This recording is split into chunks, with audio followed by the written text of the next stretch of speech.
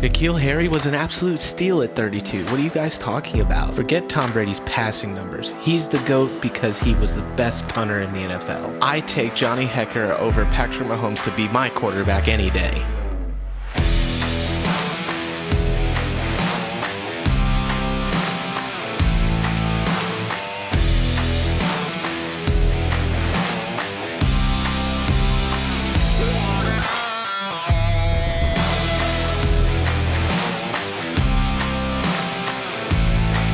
Welcome to the No Punt Intended Sportscast with your host, Parody07. Welcome back to the No Punt Intended Sportscast. I'm back here with the DAWGS.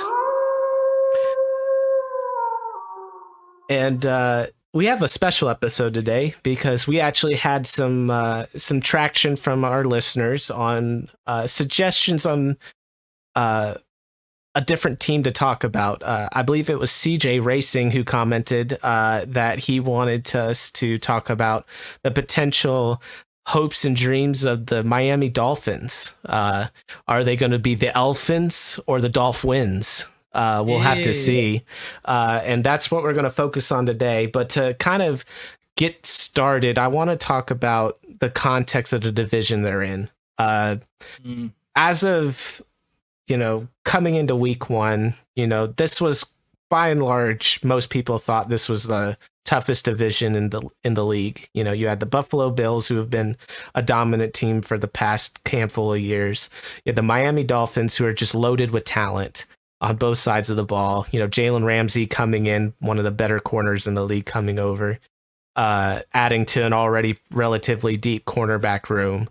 And then you have New England, who is Bill Belichick is still a top 5 coach in the league, so always a threat there. And then the Jets with newly acquired Aaron Rodgers, with Super Bowl aspirations, of course. And after week one, we have a big, back and forth win for the Dolphins. A lot of offense, not a lot of defense to be seen on the field by either team. But both of those offenses are going to be top 10 offenses this year, most likely. Then you had the Bills dropping to the Jets defense. And let me make sure I make that clear. The Bills lost to the Jets defense. Yeah. Because Aaron Rodgers was hurt on the 4th snap of the game for the Jets. Yep. And it's unfortunate, and we can get into a little bit of turf stuff versus grass, and I think I'll give LB the floor for that. That's something we've talked about even outside of the pod. And then, New England had probably the toughest game of week one and fell to the Eagles and themselves, I think, but mainly the Eagles. Just a really solid team. That'll be another team that's vying for a spot in the Super Bowl this year. But let's just talk about this Aaron Rodgers injury just for a second to kind of contextualize the rest of the division here and why we might feel a certain way about how the Dolphins season will go now that Aaron Rodgers is going to be on the Pat McAfee show potentially more than just Tuesdays now. That's funny. And in particular, LB, I kind of want you to contextualize this on with a little bit of your feelings on how teams should be player-centric on how they prepare their fields and what type of material, natural or not, these players that their livelihoods are on the line here. The conditions that they have to play under with the turf versus the natural grass. If you want to kind of contextualize that for us, and then kind of wrap it into the Aaron Rodgers injury and to how that affects your thoughts on the injury, the Dolphins' potentiality of a good season. Yeah, so first off, big condolences and thoughts and prayers, obviously, to Rodgers, and hopefully he makes a full recovery. It's awful when you see someone, especially with that much talent and at that point of their career, get hurt in such a bad and potentially avoidable fashion. That's what's really frustrating.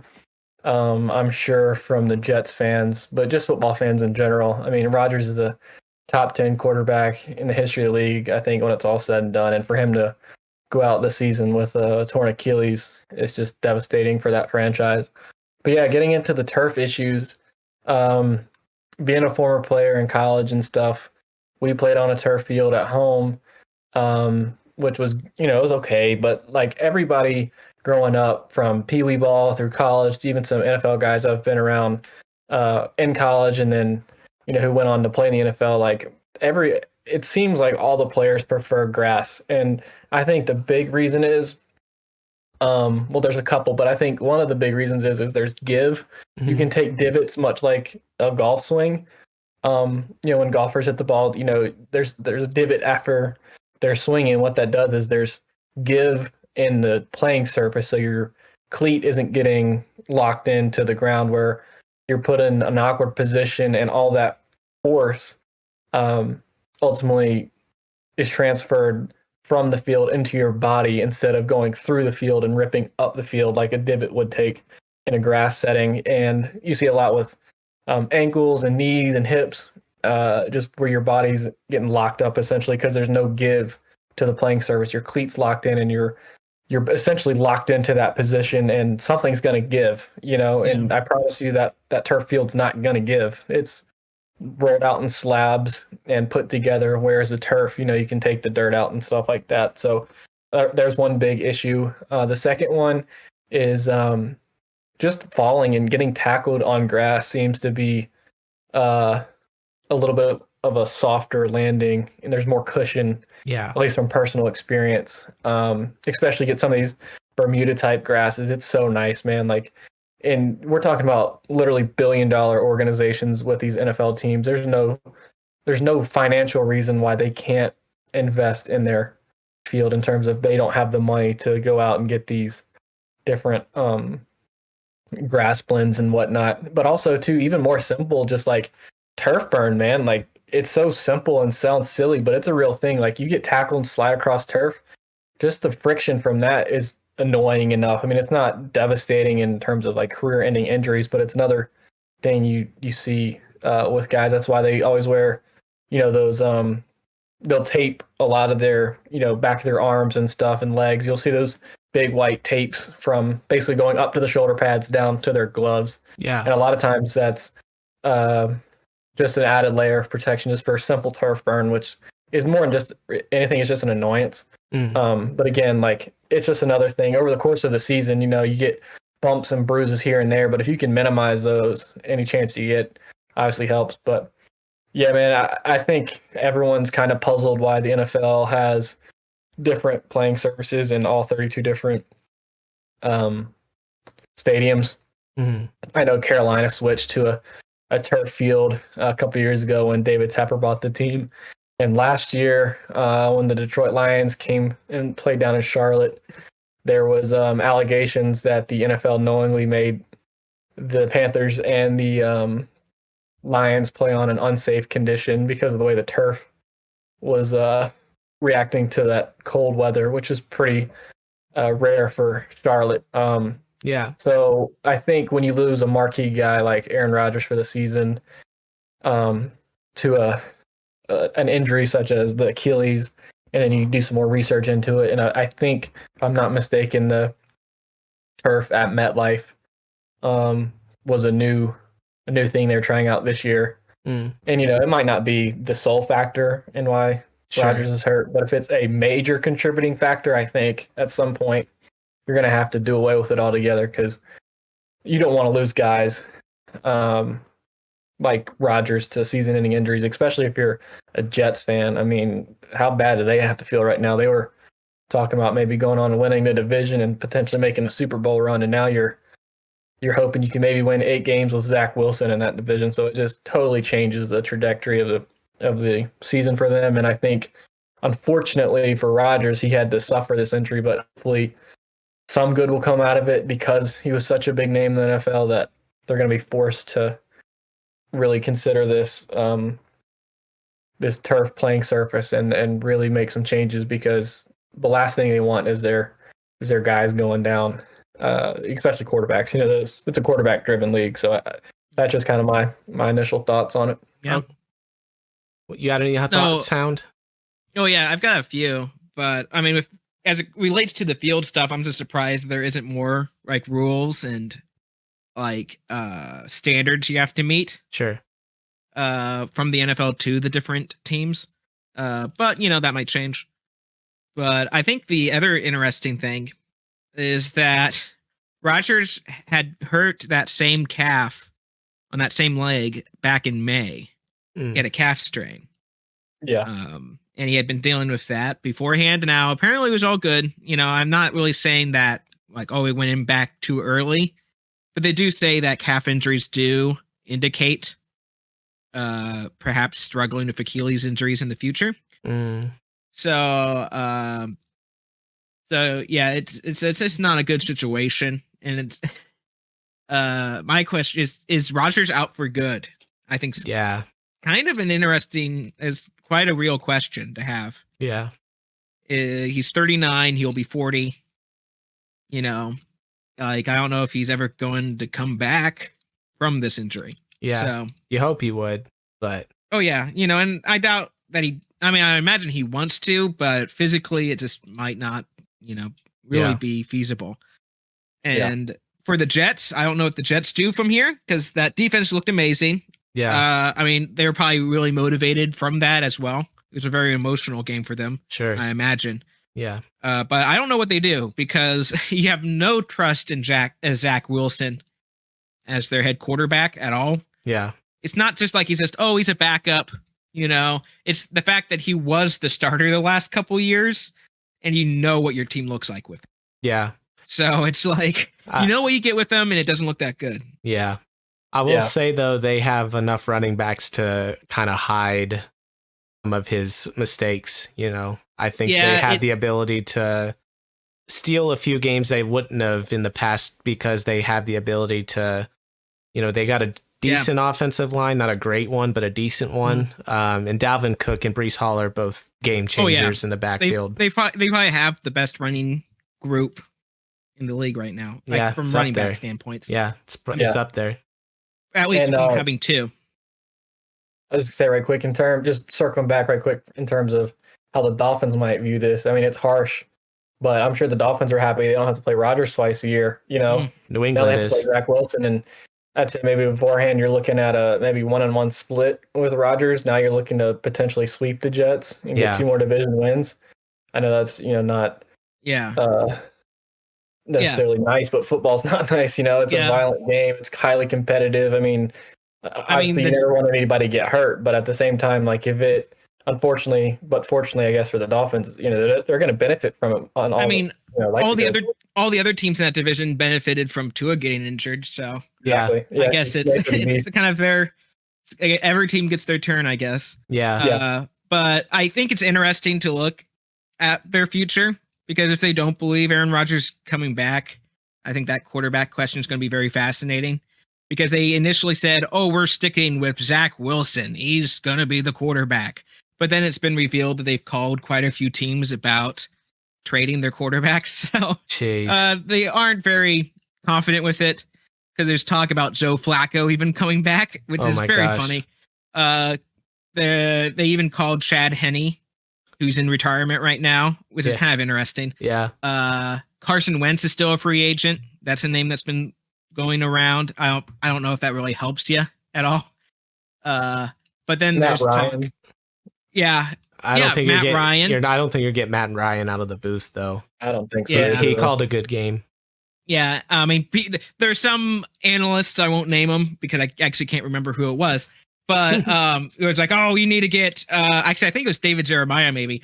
It's like get Tom Brady back. But that's unrealistic. Not only because, he just did his farewell with the Patriots, but he owns part of the Raiders, and he would have to sell that before he could join them. So that's not going to happen. Right. I think there's a few backups that would be very interesting for the Jets to trade if they're looking for trading for a quarterback. Like you've got, the one I like personally. I don't know if it would happen because I don't know if the Colts. You'd have to give up a little bit for the Colts, but the Colts backup behind Anthony Richardson is Gardner Minshew. Yeah. And I think Gardner Minshew, I mean, people kind of make fun of him because he looks like he's from the 70s. Yeah, fear the beard. You know his career stats are? They're pretty good. Now 44 touchdowns to 15 interceptions. It's pretty daggone good. Yeah, he just couldn't win games because he was with the Jaguars. So it's like, yeah, I mean, but I mean, that'd be one I personally think is an interesting one. Yeah. Because I like Gardner Minshew, and I think you could maybe get him. You'd still have to give up a decent draft pick, right? Like a mid-round or something. But yeah, I mean, if I'm the Jets, I'm calling Atlanta and trying to get Taylor only wins Heineke. That's true. The same thing. I'm not even joking. Yeah, yeah. I thought about him. I didn't know where he was at. Yeah, no, that's where I would go with it. The other team to look at. The problem is I don't know. I don't think they will trade anyone right now. But maybe when the deadline comes up, maybe there'll be different situations. Is the Titans, because they've literally got 3 quarterbacks on their roster. Yeah, Malik Willis coming to the AFC East would be wild. Malik Willis. They just drafted Will Levis. Yeah, and they have Ryan Tannehill starting. I've seen that name been floating around, Ryan Tannehill. The problem is I don't see the Titans getting rid of him during the season, unless they're just like losing bad by the trade deadline. Yeah, and in the context of the Dolphins, that would kind of suck. Now you have to play Tannehill twice. You know, the guy that wasn't good enough for you. You know. Yeah, but I mean, if Ryan Tannehill was on that team, they'd do fine. Yeah, I agree. Obviously, I agree. Anyways, I agree. Yeah, let's kind of focus back on the Dolphins here a little bit. So last year they were 9-8, and there's an asterisk there because Tua was hurt for a handful of weeks there. Just some overarching stats. They were had the 11th best offense scoring wise. They had the 24th best scoring defense. And they were right about where most people put their win total. Most people had them around 8-9 wins, so they got there. Something interesting about them, I felt like, is they seem kind of streaky. So they started out 3-0 last year, then lost the next 3, then won 5 in a row, then lost 5 in a row, and then ended with a win against the Jets. So very streaky. Now, the losses came right when Tua got hurt, and they kind of had a gauntlet there. They lost the 49ers, the Chargers, the Bills, the Packers, and then the Patriots when, they had Teddy Bridgewater and Skylar Thompson playing that game. I mean, you're not going to win very many games with those guys at quarterback. And the crazy thing is they almost won the playoff game against the Bills with Skylar Thompson. Yeah, I like him. I like him. Maybe another guy that Jets could trade for. Who knows? Hey, there we go. So that's kind of where they are. There, as far as their team construction goes, they really kind of added to the defense. And then as far as personnel goes, they traded for Nick Chubb last year. He didn't kind of turn on until the last couple weeks. They added Vic Fangio as far as the coaching goes. Kind of a well-respected defensive coordinator. Former head coach of the Broncos, if I'm not mistaken. Yeah. That's right. I was like, is it the Broncos or Cardinals? I don't remember. And then they added Jalen Ramsey, who won't be available until late in the season this year after an injury in camp. But they obviously offensively looked really good. They got Tyreek Hill, Jalen Waddle, and Tua at the helm. And I don't know about you guys, but it all kind of feels like their season teeters on whether or not Tua is available. Because the productivity of their offense seems to really take a hit when Tua isn't there, which, I mean, is fair. You have a starting quarterback for a reason. He's your starter because he's the best quarterback on your team. They added Mike White, I think, as their backup, so they have a little bit more a higher floor guy as their backup, which is good for them. But that also kind of tells me that they're not 100% sure how well Tua's going to hold up.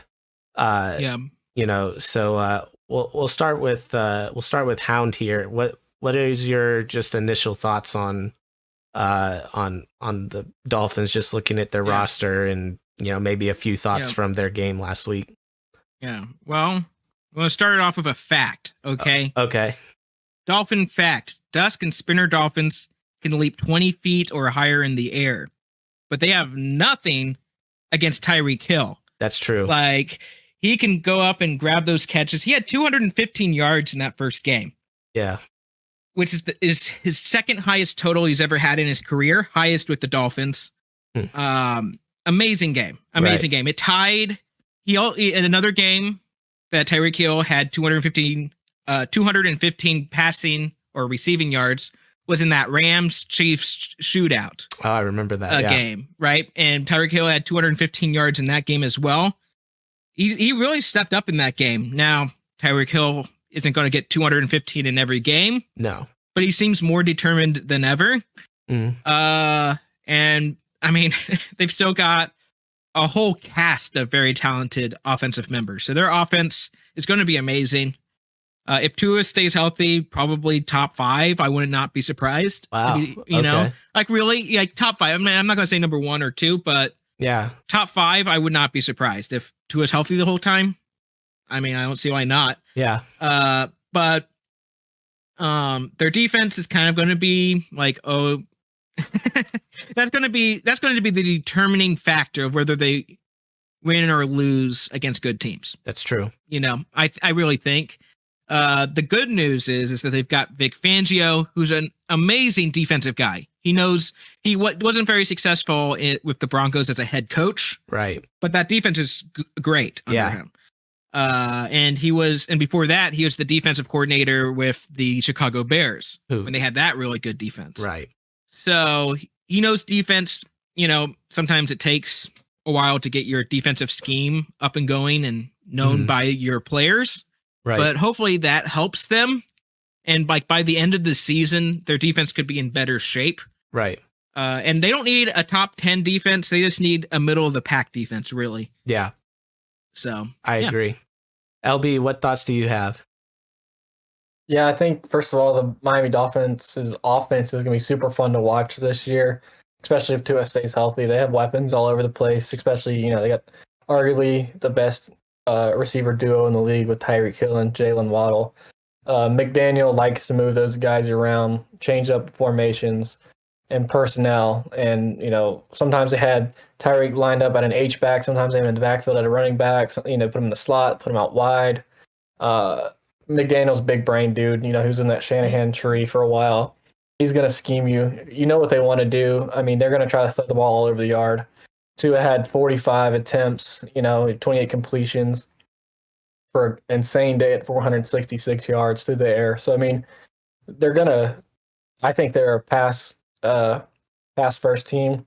A lot of those, RPOs, there's really no run option. Tua's pulling that thing, just the way their weapons line up. And as a quarterback, you want to throw the ball as much as you can. And when you have weapons like Tyreek and Jalen, you're definitely pulling more of those RPOs than you're giving to the running back. So I think that'll be something to watch out for.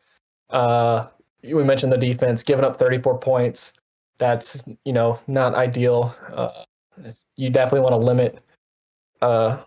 limit possessions, limit points and stuff like that, because you're not going to score 36 points a game realistically. I mean, it took every one of them to beat the Chargers, scoring 34 points. So I think their defense is going to be a big storyline this year. Hopefully the Dolphins can play good complementary ball and not score too quick, as ironic as that may sound. Yeah. You want to have long drives to give your defense a chance to catch their breath. Right. Meet on the sidelines. What was the quarterback doing the series before? What are they lining up in? What are they trying to do? Give your guys a breather, give them a break, while at the same time keeping opposing defenses on their heels. And that's sometimes a way to kind of cover some of your shortcomings as a team. If you can dominate time of possession, and field position, you can really help your defense out by putting them in good positions, making the opposing offense be backed up inside their 20. And just give your team that much more of a chance to win.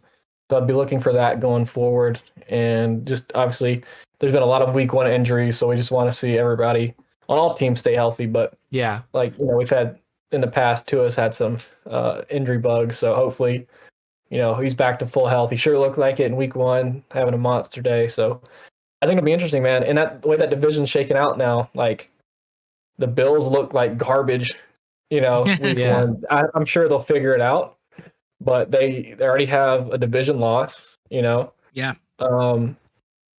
Obviously big game next week already. Patriots and Dolphins, another inter-division game. So that'll be a dogfight, I'm sure. But yes, I don't know, man. I really do think this division's wide open for any of those 4 teams. Well, I won't say the Jets because of Rodgers going out.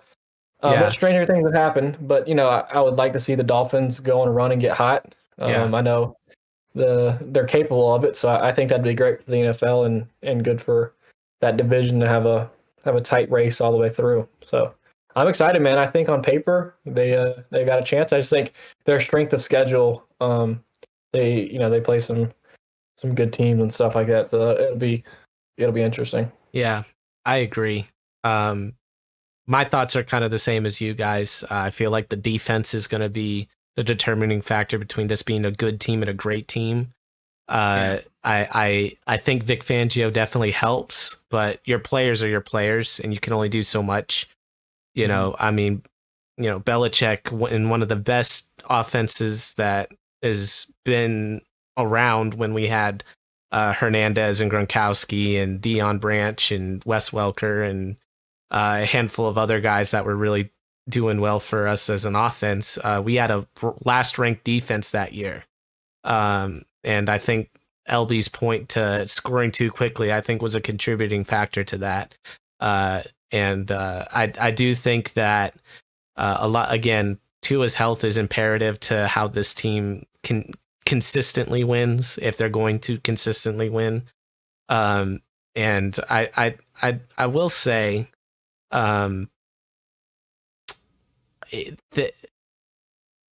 it seems like, from my understanding of the way Vic Fangio plays defense, they play,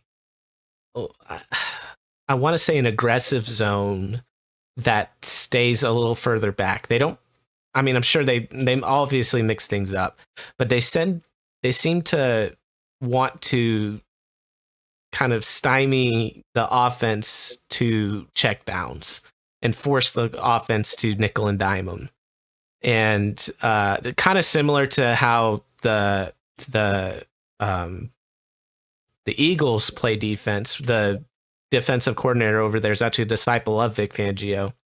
But the difference here, I think, is that the defensive line for the Eagles is just elite, just top caliber, pass rushing, run stuffing. Jalen Carter, it was his first game, and he might have been the best player on the field. Like, it was, he was a game wrecker. And obviously they have all kinds of guys over there. And I'm not saying that they don't have some dogs over there in Miami. Christian Wilkins is a top 5 defensive tackle. They had Bradley Chubb over there. Phillips is a good player inside. But typically those guys, and you kind of saw in the game last week too, they kind of tee off when they know it's time to tee off. But when it comes to being able to run the ball on them, there's usually some holes there to be won, because I don't think the linebackers are as much in a position to make stops, within 3 to 4 yards, if that makes sense. That is, the linebackers, if they're going to make a stop, it's going to be 6, 7, 8 yards downfield.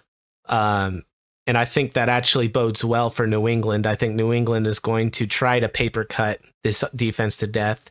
And as long as we do well with that, I think they'll do well. And I know Mac has had some trouble a little bit against Miami, but all in all, he said today that Miami's one of the tougher defenses he's played against. I think Mac is going to be just fine. I just think this defense is too much for the New England defense is too much for Tua this week. I think they'll bottle it up this week. I really do. I know everybody's healthy, but I think there's going to be some wrinkles that Belichick is going to put in to kind of trick Tua once or twice. And looking at kind of how the Dolphins play last year, they kind of seem like an all or nothing team, and what I mean by that, just looking at turnovers, they had, let's see, let me count, 1, 2, 3, 4, 5, 6, 7, 8, 9 games without a turnover, which is really good. So you would think they would be in the top echelon of teams, that that didn't have didn't have a lot of turnovers, but they were actually closer to the middle of the pack, and the reason why was well, actually it says here they were,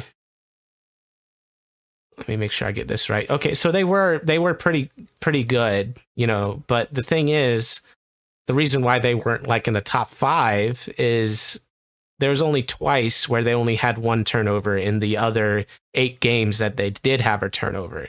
Most of them are 2. They have a couple, we have 1 3 turnover game and 2 games with 4 turnovers. So they have some, it seems like when they have a turnover, it spirals into more than 1. Which I think, again, is kind of a momentum thing, and it goes to the mental toughness of the team. You got to be able to kind of rinse, recycle, and repeat when it comes to having a turnover in a game. I know Mac didn't end up closing the door last week, but I kind of feel like Mac did a good job of putting the fumble and the interception behind him and just played ball after that. And I think Tua has the ability to do that, but the entire team, Tua is not the only player on the team. And the other thing too is once you take Waddle and Hill out of the offense, you need players to be able to overcome that. Now they got Braxton Berrios down there, which I think is a great add for them. Great, nice, underrated slot receiver. The Taylor Smythe had a big game, and that'll be that was good for them. The thing though is, I think in order to win some of these games, they need to be able to run the ball. Raheem Mostert's a speed guy. He's not really a power guy. They have Devon, I think it's A-Chain is the way you pronounce it, that they drafted this year, and he's played okay in the preseason. He's a speed guy, but he's got a little more power to him. They need to be able to run the ball, and their offensive line is good at when they play their best, but I think most people would say they have kind of a mid-tier offensive line.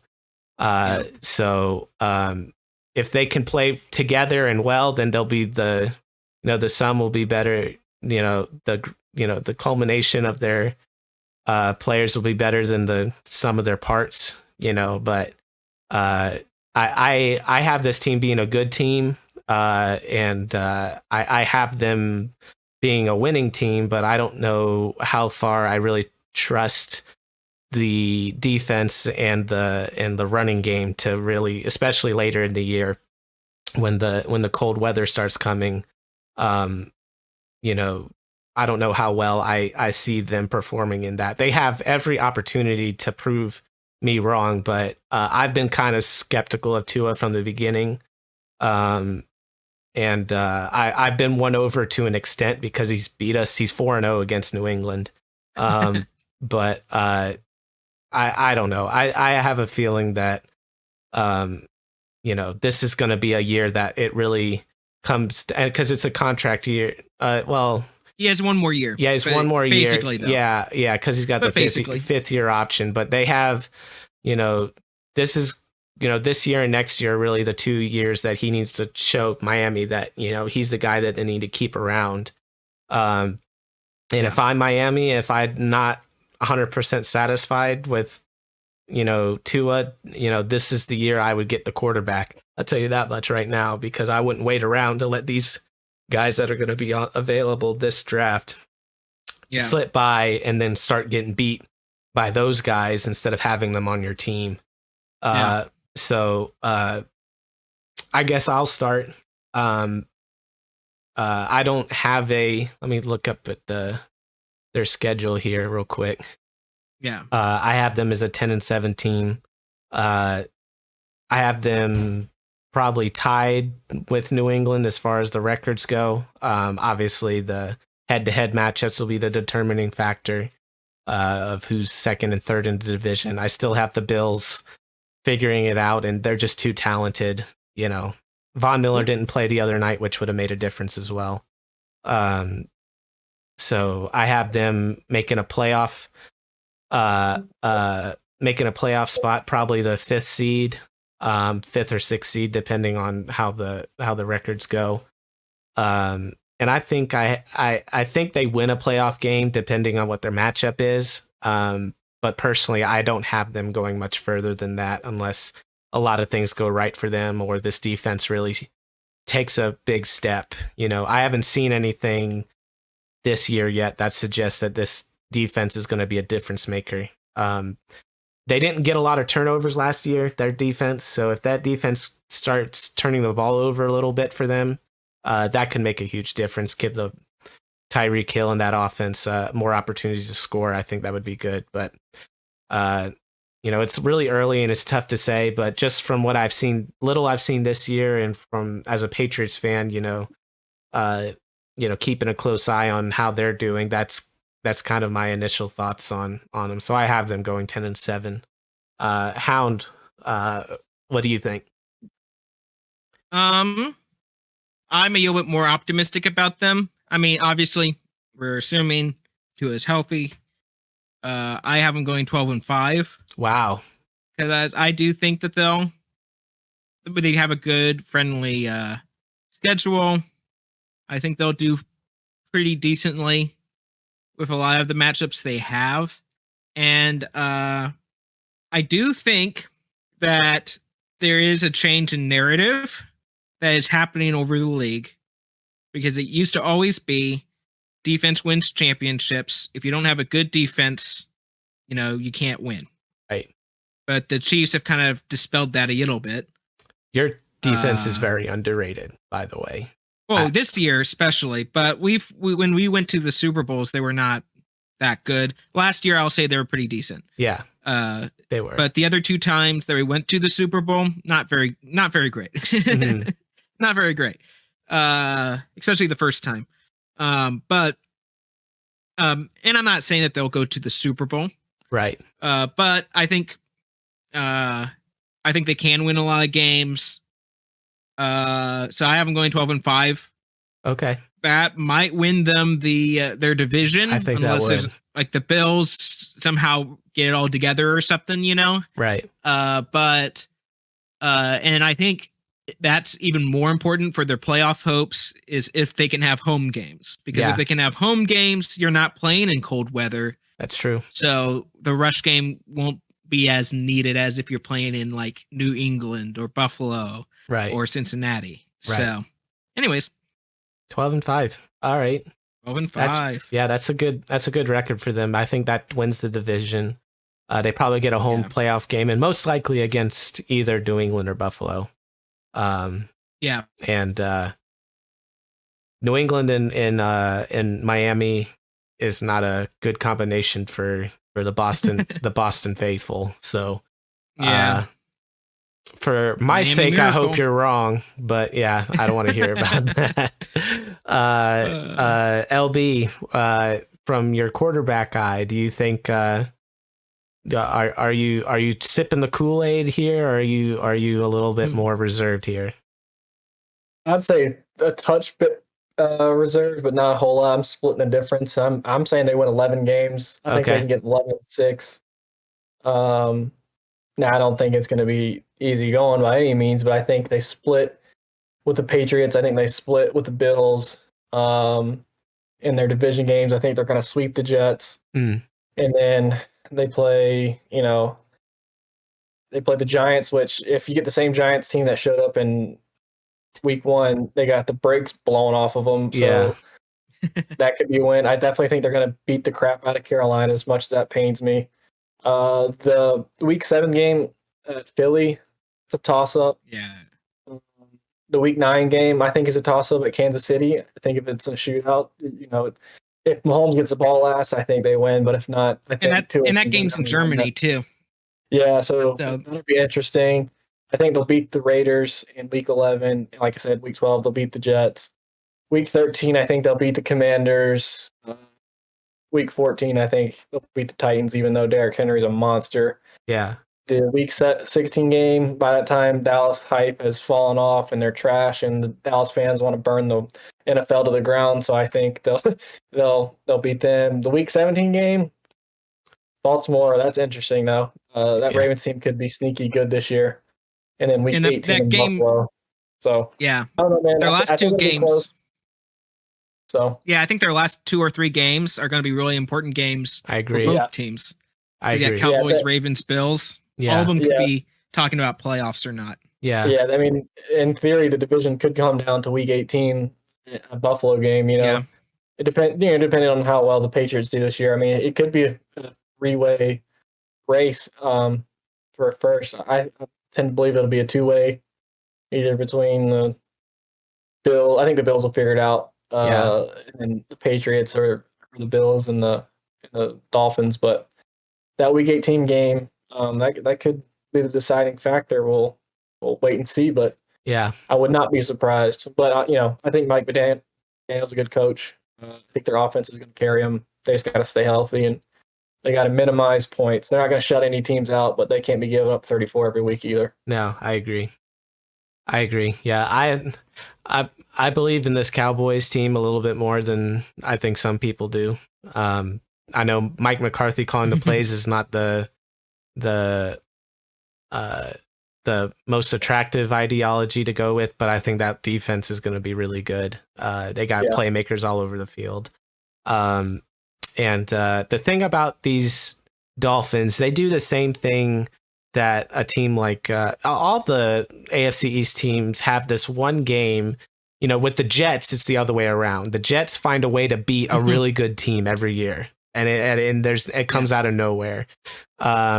The Bills find a way to lose to a bad team. The Dolphins find a way to lose to a bad team, and New England usually does too.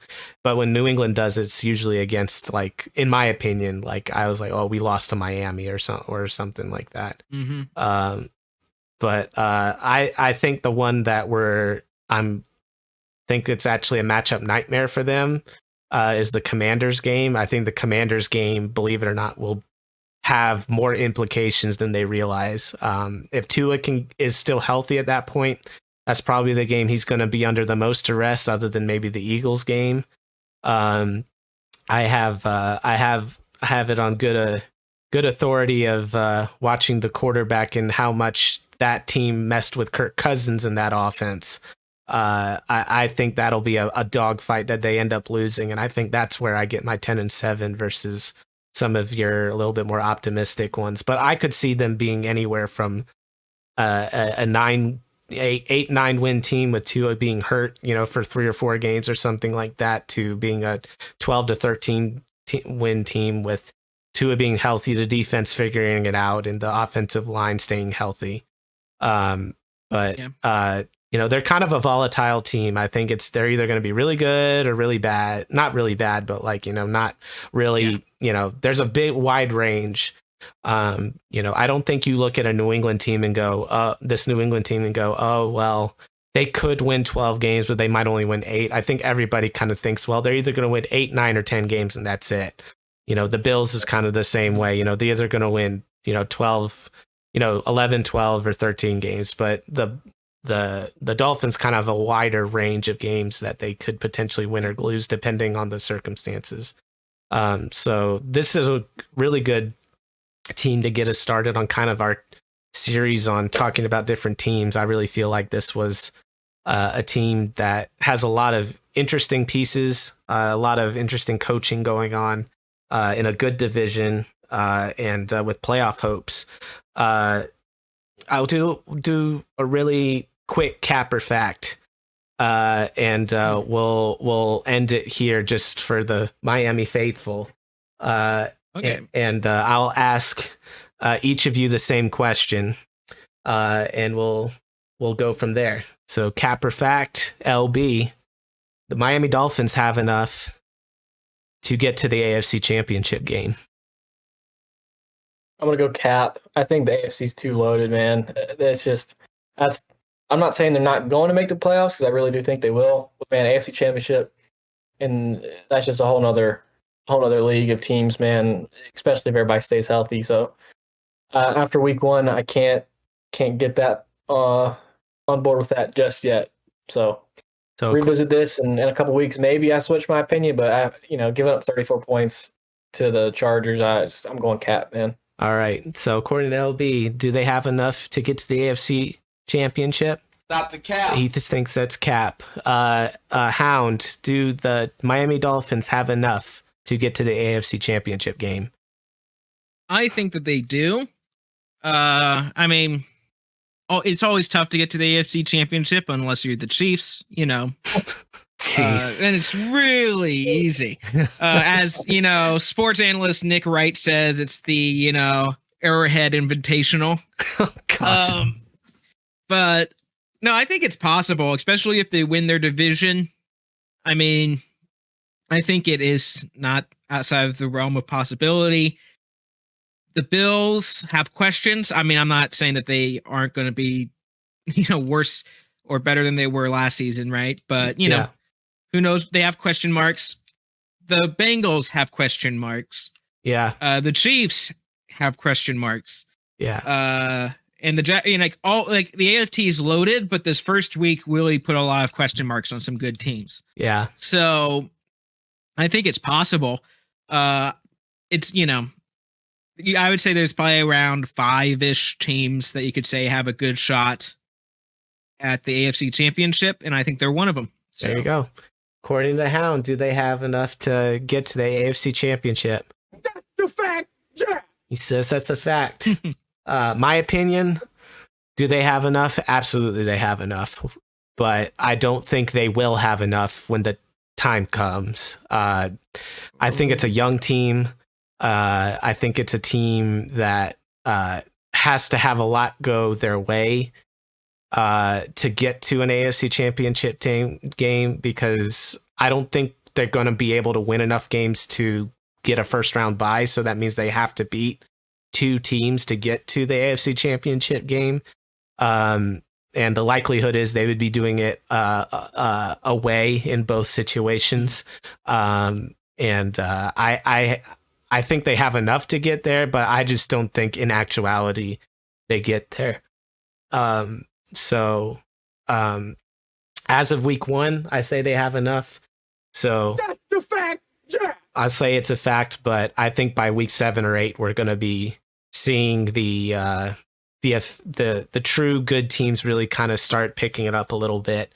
And then the teams that started out hot, like the Dolphins, will have, I think there's going to be, they always have a few injuries that kind of wreck some of their hopes. And I just don't see them getting through the Bills, the Bengals, the Chiefs, and a few other teams like that to get to the AFC Championship game. So we'll have to see. I mean, they play a lot of the teams that they could potentially meet in the playoffs. The Bills twice, New England twice, the Ravens, the Chiefs. So obviously those games will be, good temperature checks, heat checks for them.